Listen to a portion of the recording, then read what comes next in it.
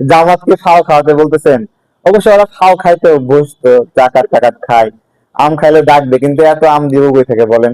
আমি তো ঘর পোড়া গরু, বুঝছেন? এর গতবার হলো দেখছি না, গতবার ক্ষতি করছে না, ওই ক্ষতির সময় তো শিক্ষা হয়ে গেছে যে এরা ফেক অর্ডার করতে পারে। তো এইবার আমি যেটা করেছি, 500 টাকা করে অ্যাডভান্স নিচ্ছি।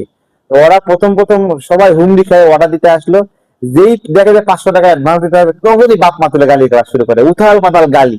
বুঝতে পারছে, তখন তো বুঝতেছে ও হো, এরা যেই টার্গেট নিয়ে আসছিল। এরপরে তারা যেটা করলো, তারা ফ্রিতে আম পাওয়ার জন্য মানে ফাও পাওয়ার জন্য বিকাশের ফেক কার্ড তৈরি করলো।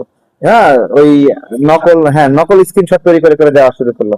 আমি এতটুকু পরিশ্রম করি, একবারে শুরু থেকেই আমি কি কি ঘটতে পারে সবকিছুরই একটা ব্লু প্রিন্ট করে নিয়েছি, যে প্রথম থেকেই প্রত্যেকটা অর্ডারের, প্রত্যেকটা বিকাশের লেনদেনের আমি ওটা আবার নিজে নিজে সার্চ দিয়ে আসছে, যে এটা আসলেই আসছে কিনা, স্ক্রিনশট আসলো মানে টাকা আসলো এরকম তো না। তো সেই জায়গা থেকে সার্চ দিই, এই সচেতন থাকার কারণে তাদের এই প্রজেক্টটা নষ্ট হয়ে গেছে, এবং পরবর্তীতে তারা এই পচা আমের ছবি দিয়ে ব্যাপকভাবে আমাকে স্যাবোটেজ করার চেষ্টা করছে।